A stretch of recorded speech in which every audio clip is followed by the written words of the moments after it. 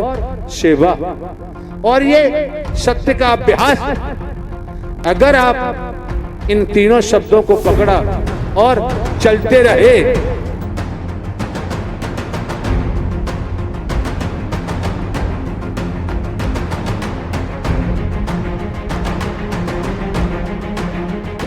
बदनाम बाबा का रहस्य लोग देखेंगे इस सिंहासन को। इसी सिंहासन पे बैठ के पिछले 10 वर्षों से बाबा भोले, जो सूरजपाल है वो यहाँ पे कुर्सी पे बैठ के बाबा भोले बन जाता है, नारायण साकार हरि बन जाता है और यहीं से लाखों लोगों को प्रवचन देता है।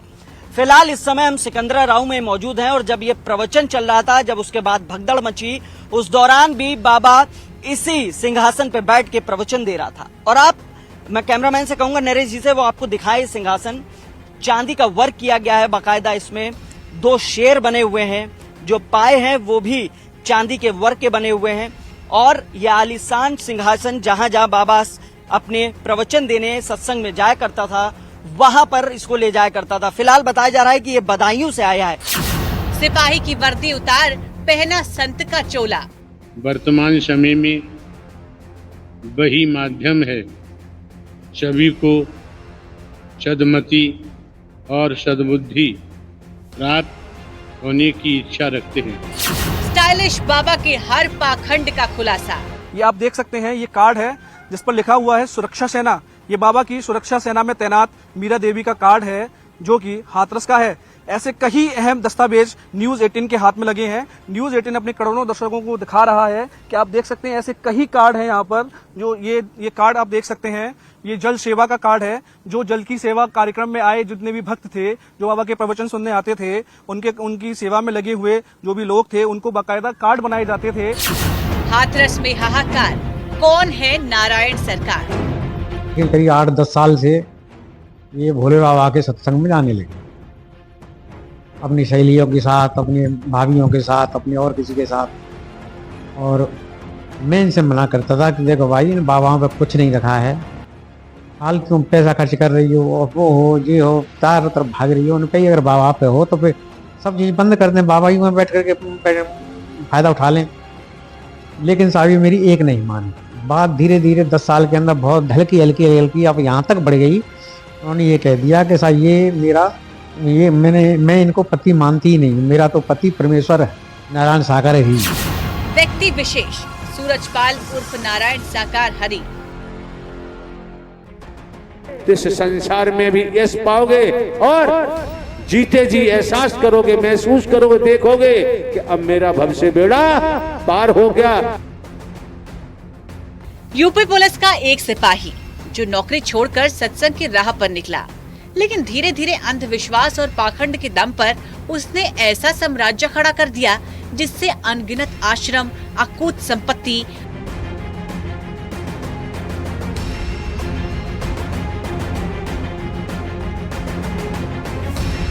अंधी आस्था रखने वाले लाखों भक्त और प्राइवेट आर्मी से लेकर गाड़ियों के काफिले तक सब कुछ शामिल है। लेकिन इस बाबा के साम्राज्य के पीछे के काले सच का खुलासा हुआ हाथरस में हादसे के बाद। सबसे दुखद पहलू ये है कि इस हादसे में 121 लोगों ने बाबा की भक्ति की कीमत अपनी जान गंवा कर चुकाई।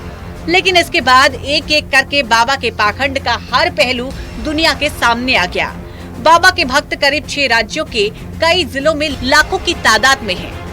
आज इसी बदनाम बाबा के हर पाखंड, हर अंधविश्वास के पैतरे और सूरजपाल की नारायण साकार हरि बनने की हर कहानी बताएंगे। इस संसार में भी यश पाओगे और जीते जी एहसास करोगे, महसूस करोगे, देखोगे कि अब मेरा भव बेड़ा पार हो गया।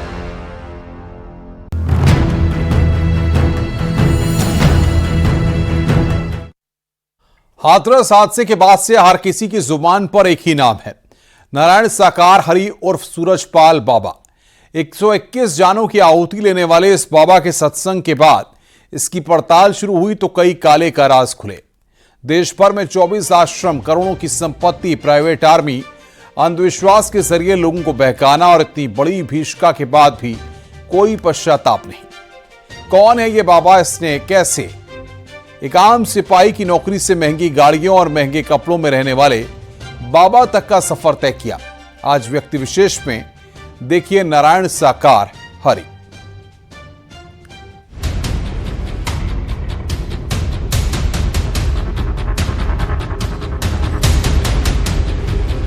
अरे एक भीड़ थी, वो एक दूसरे के ऊपर हो गए बच्चे।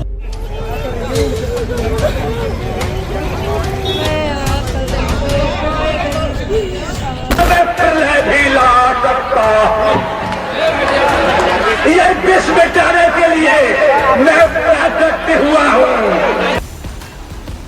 उत्तर प्रदेश में हाथरस जिले के सिकंदरा राव इलाके के फुलराई गांव में आयोजित एक सत्संग में मची भगदड़ से 121 लोगों की मौत हुई। ये सत्संग नारायण साकार हरि नाम के कथावाचक का था, जिसके पोस्टर हाथरस की सड़कों पर लगाए गए थे। इस कथावाचक को लोग भोले बाबा और विश्व हरि के नाम से भी जानते हैं। जुलाई महीने के पहले मंगलवार को होने वाले आयोजन को मानव मंगल मिलन कहा गया था। इस समिति के 6 आयोजकों को अब सलाखों के पीछे भेजा जा चुका है। देखिए अभी इनके विस्तृत बैंक खातों की डिटेल्स खंगाली जा रही है, पत्राचार करा जा रहा है, आयकर विभाग से बातचीत करी जा रही है, राजस्व विभाग से जितनी भी चल अचल संपत्ति है उसके बारे में बात करी जा रही है। और जो कोई भी इस पे राजनीतिक दल इसमें अपने राजनीतिक कारणों से या निजी कारणों से जुड़ रहे हैं, उनके खिलाफ कठोर से कठोरतम कार्रवाई की जाएगी। अब इस सत्संग वाले बाबा की असली कहानी किसी फिल्मी कहानी से कम नहीं है। सूरजपाल जाटव नाम का ये एक पुलिस कांस्टेबल नौकरी छोड़कर ये रास्ता अपनाता है और देखते देखते लाखों भक्त उसके दीवाने हो जाते हैं। नारायण साकार हरि एटा जिले से अलग हुए कासगंज जिले के पटियाली के बहादुरपुरा गांव का निवासी है। उत्तर प्रदेश पुलिस की नौकरी के शुरुआती दिनों में वो LIU में भी तैनात रहा और करीब 28 साल पहले छेड़खानी के एक मामले में निलंबन की सजा मिली। निलंबन के बाद सूरजपाल जाटव को पुलिस सेवा से बर्खास्त कर दिया गया था। हालांकि इससे पहले सूरजपाल जाटव करीब 18 पुलिस थानों और LIU में अपनी सेवाएं दे चुका था। छेड़खानी वाले मामले में सूरजपाल एटा जेल में काफी समय तक बंद रहा और रिहाई के बाद ही सूरजपाल बाबा की शक्ल में लोगों के सामने आया। पुलिस सेवा से बर्खास्त होने के बाद सूरजपाल अदालत की शरण में गए, फिर उनकी नौकरी बहाल हो गई, लेकिन 2002 में आगरा जिले से सूरजपाल ने VRS ले लिया। न्यूज 18 के कैमरे पर कई गवाहों ने बाबा के डर से बोलने से इनकार किया, लेकिन ऑफ द कैमरा उन्होंने दावा जरूर किया कि सरकारी नौकरी पर बैठे ये लोग अपनी काली कमाई ट्रस्ट में खपाने का काम करते हैं। हम इस दावे की पुष्टि तो नहीं करते, लेकिन सवाल जरूर उठाते हैं, आखिर 20,000 से 25,000 की नौकरी करने वाले लोग ये लाखों में दान कहां से लाते हैं।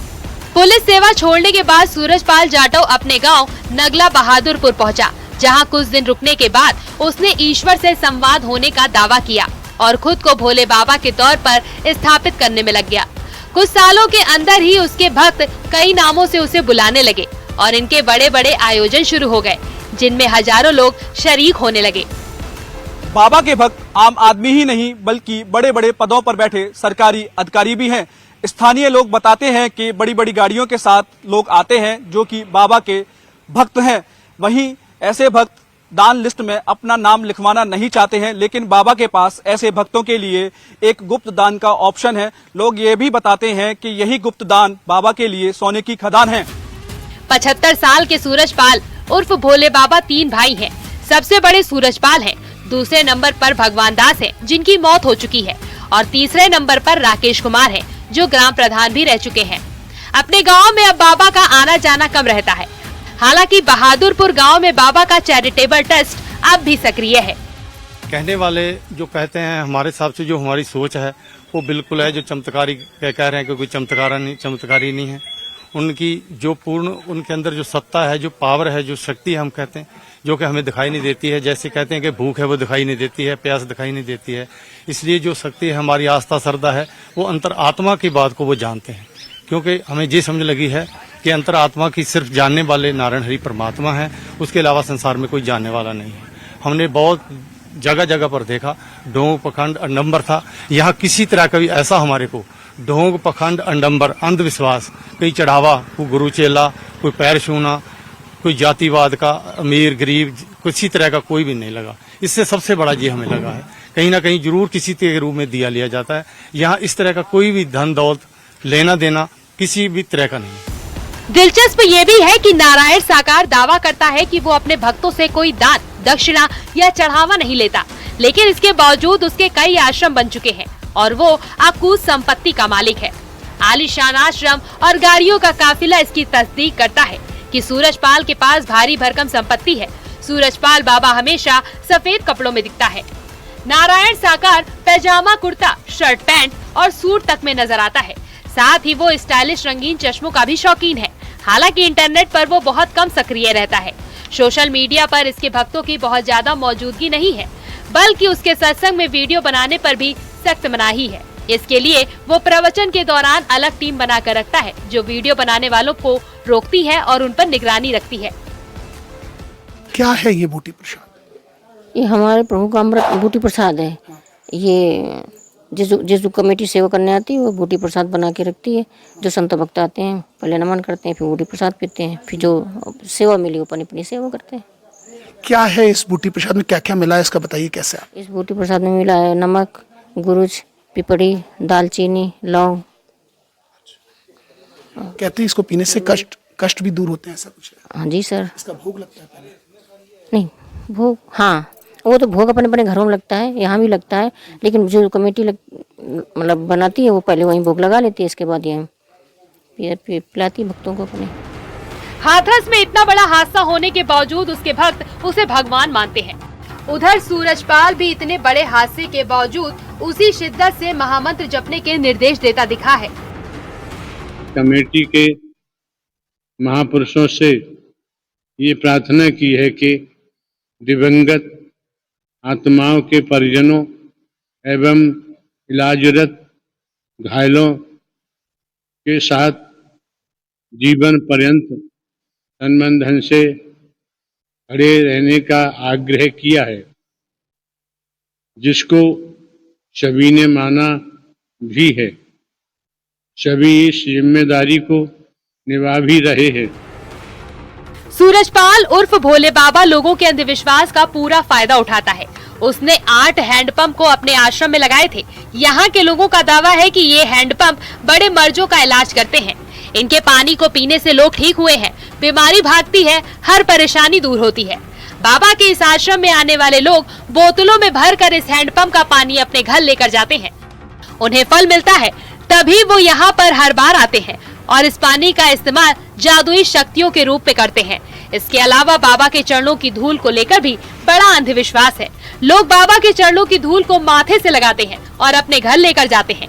इसी अंधविश्वास का फायदा उठाकर सिपाही सूरजपाल संत का चोला ओढ़कर नारायण साकार हरि बन बैठा। Bureau report, news 18।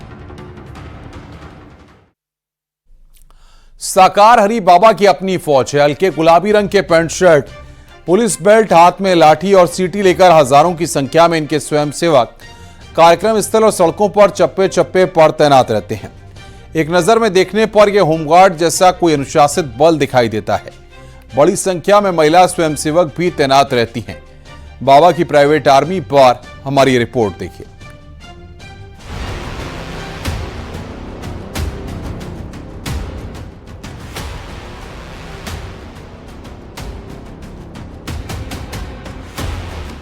बाबा के किस्सों में सबसे अहम किस्सा जो है वो है उसकी प्राइवेट सेना का। इसमें ब्लैक कमांडो से लेकर सिक्योरिटी अफसर तक की वो तैनाती करता था।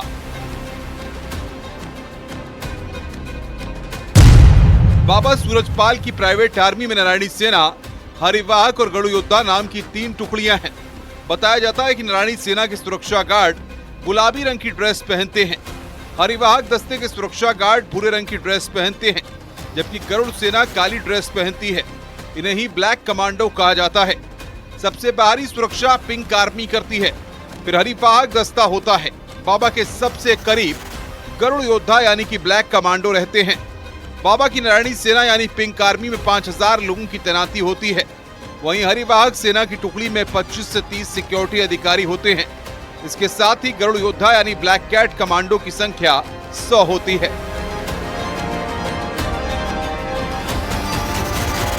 जिस तरह से आर्मी में कई बटालियन बनाई जाती है, कई प्लाटून बनाई जाती है, इसी तरह से बाबा की सुरक्षा में भी प्लाटून बनाई जाती थी, जो कि उनकी सुरक्षा में आगे पीछे लगती थी। Black commando, Garud commando, Narayani सेना, ऐसे कई नामों से बाबा की सुरक्षा में तैनात जो लोग लगाए जाते थे, उनको ये कैडर दिया जाता था। अब हम आपको दिखाएंगे, ये एक पेपर है, इस पर साफ तौर से आप देख सकते हैं नारायण सरकार का नाम लिखा हुआ है सदा, और ये प्लाटून नंबर 1 है, प्लाटून नंबर 1 सेक्शन 1।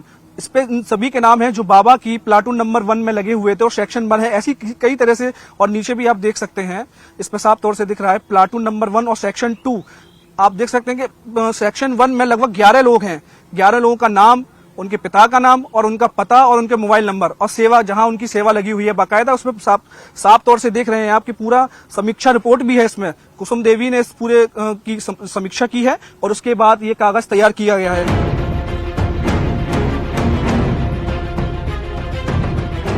जिस तरह से आर्मी में बटालियन बनाई जाती है, वैसे ही बाबा की सुरक्षा में प्लाटून बनाए जाते हैं जो उनकी सुरक्षा में लगे रहते थे। Black commando, Garud commando, Narayani सेना, ऐसे कई नामों से सुरक्षा में तैनात लोगों को कैडर दिया जाता था। बाबा की आर्मी में उनके अनुयायियों को ही शामिल किया जाता है। उसकी प्राइवेट आर्मी में 18 से 40 साल के युवक ज्यादा होते हैं।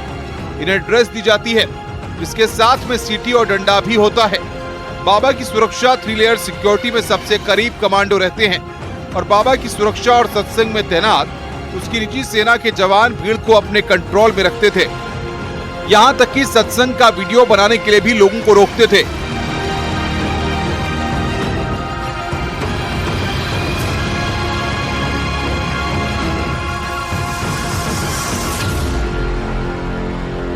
जैसे कि भगवान कृष्ण ने अपने हाथ में सुदर्शन चक्र उठाया था, ऐसे ही बाबा का ये एक लोगो है, आप साफ देख सकते हैं कि जिस पे पीछे लिखा हुआ है सुदर्शन चक्र, उंगली पर छपा हुआ है। ऐसे अहम कागज, अहम कार्ड यहाँ पर पड़े हुए हैं, आप देख सकते हैं। ये ताराचंद का कार्ड है, जो जिला मुख्य सेवादार हैं, जो बाबा की सुरक्षा में लगे हुए थे।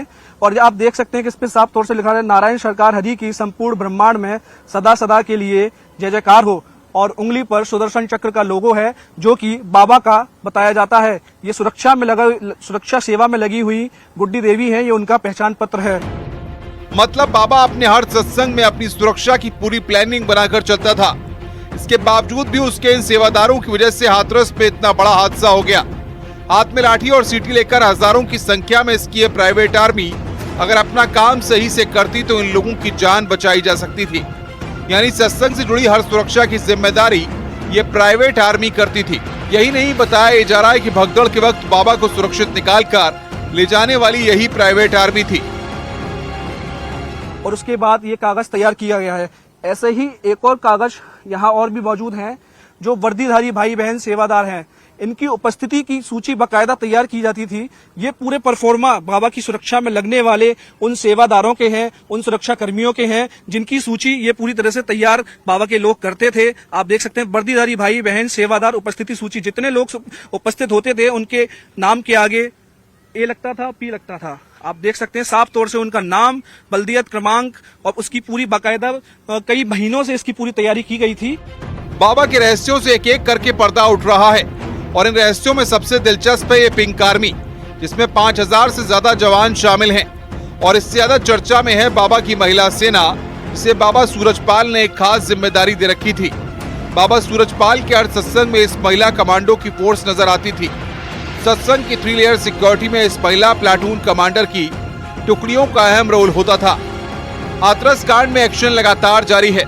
मुख्य आयोजक और 1 लाख का इनामी मधुकर गिरफ्तार किया जा चुका है और जांच टीम उससे हर राज उगलवाने में लगी है।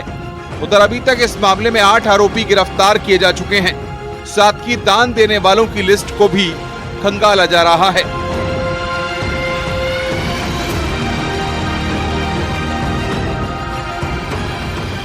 Bureau report, news 18।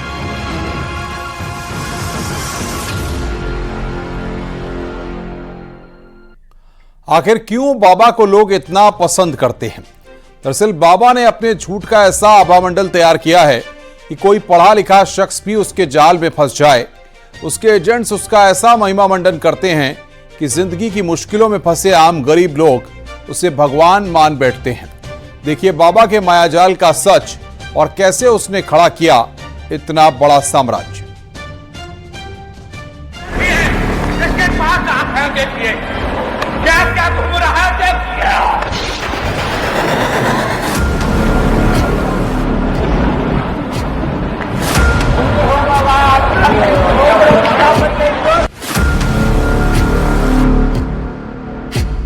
हाथरस हादसे में 121 मौतों का गम पहाड़ से भी बड़ा है। दुख और दरिद्रता का इलाज ढूंढते हुए 2.5 लाख लोग बाबा के सत्संग में पहुंचे थे, लेकिन बाबा के अंधविश्वास और पाखंड के ढेरों में चरणों की धूल लेने के लिए ऐसी भगदड़ मची कि लाशों का ढेर लग गया। लेकिन इतना बड़ा हादसा होने के बावजूद बाबा के भक्त उसे भगवान बताने से नहीं थक रहे। मरी मराई मुंह की ओर खून डाल रही थी, डॉक्टर लोगों ने मना कर दी और वहीं से सही हुई थी। तो अब मेरे भाई ने फोन किया कि आ जाओ लाली, हमारी भी लाली परेशान रहती थी और हम भी चलो कोई सही, लेकिन हमारी भतीजी तो आंख ना गिला वहीं से सही हुई है। तो बताओ इससे ज्यादा भला हम कैसे मानेंगे। सारी मेरा गुर्दा निकाल दिया इन्होंने, पेशाब करा निकाला, चित्ते मोटे बच्चे गए थे बिगड़ दवाई। कितना पैसा लिया इस इलाज का? 1 रुपया नहीं लिया, 1 रुपया भी ना। तो मेरे पता भी ना थी परमात्मा ये मेरा गुर्दा निकाल देंगे। मैंने तो बस टीवी पे देखे थे, सचमुच भी ना देखे थे जैसा आप देख रहे हैं, टीवी पर देखने से निकाल दिया था इन्होंने। आपको बताते हैं कि आखिर क्यों बाबा को लोग इतना पसंद करते हैं। दरअसल बाबा ने अपने झूठ का ऐसा आभा मंडल तैयार किया कि कोई पढ़ा लिखा शख्स भी उसके जाल में फंस जाए। उसके एजेंट्स उसका ऐसा महिमा मंडन करते हैं कि जिंदगी की मुश्किलों में फंसे आम गरीब उसे भगवान मान बैठते हैं। परेशान रहते थे, हमारे माँ बाप इलाज करा के मर गए, कहीं से कुछ नहीं हुआ। और अपने हरि के यहाँ जाने आने से और ब्रह्मवाणी सुनने से ही जो लाजी बीमारी आई हमारी सब। लेकिन बाबा जी तो फरार चलने मिल ही नहीं रहे आप लोगों से। हमसे कहाँ मिलेंगे, वो परमात्मा है, स्वयं धराधाम पे आ गए। हम दिल्ली से आए, मैं तन के पति जो है ऊपर का चक्कर था हवा का, उल्टे मतलब ऊपर पैर कर लेते, नीचे सिर कर लेते, तो वो ठीक नहीं हो रहे थे।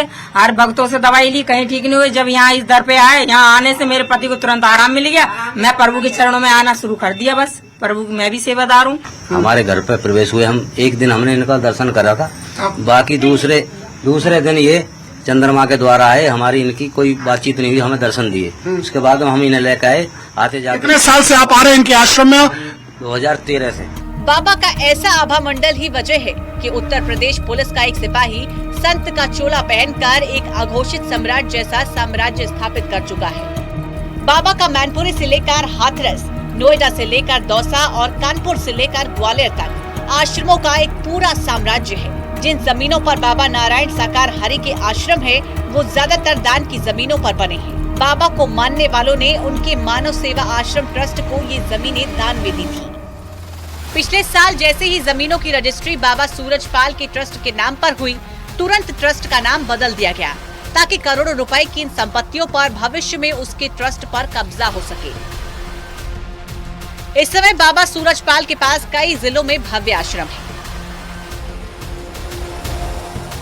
ये 2000 में बनी हुई, 2000 में। अच्छा, तो यहाँ पर कितने लास्ट प्रोग्राम बाबा जी का कब हुआ था? लास्ट तो जो 2000 से यहाँ तो आई ना है।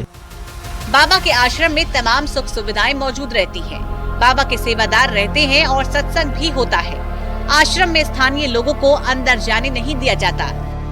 बाहर से आने वाले लोगों को बाबा के आश्रम आने की खुली छूट है, लेकिन स्थानीय लोगों को नहीं। वहीं से एंट्री नहीं होती थी। किसी की भी कोई एंट्री नहीं। श्रद्धालु के लिए श्रद्धालु आते थे, उनकी किस एंट्री होती थी? अब उनका इंटर सिस्टम का इनको पता कौन आता है इसमें, कौन नहीं आता है, क्या करते हैं। अच्छा, ग्रामीणों को नहीं देती किसी को भी। मेरे साथ और भी लोकेश जी, ये बताइए जैसे बाबा का कार्यकाल जैसे 1 साल करीब यहाँ पर रहे हैं, यहाँ पर उन्होंने गुजारा कोरोना काल, कैसा रहा था उनका? सत्संग में आते वही लोग अंदर आते हैं। अच्छा, ग्रामीणों को नहीं आना चाहिए? और जो उनके भक्तजन तो होंगे, श्रद्धालु होंगे, वो तो आते होंगे। श्रद्धालु आते सही रहा है, तो ऐसी कोई जैसी घटना नहीं। यहाँ पर उन्होंने एक बार यहाँ पर सत्संग किया है, जो अपना प्रोग्राम किया है 3-4 बार। भोले बाबा महंगी गाड़ियों का भी शौकीन रखते हैं। उसके पास 25-30 लग्जरी गाड़ियाँ भी हैं। ऐसा दावा किया गया है कि भोले बाबा किसी से दान नहीं लेता था, लेकिन मैनपुरी के आश्रम में ऐसे 200 दानदाताओं की सूची है जिनके नाम पर 10,000 से लेकर 2.5 लाख रुपए तक के दान देने की बात कही गई है। इतना ही नहीं, बाबा के ऊपर कई सनसनीखेज आरोप लगे हैं। बाबा की एक अनुयायी ने न्यूज़ 18 को बताया कि बाबा सूरजपाल को नहलाने से लेकर कपड़े पहनाने तक का काम सिर्फ महिलाएं करती थी।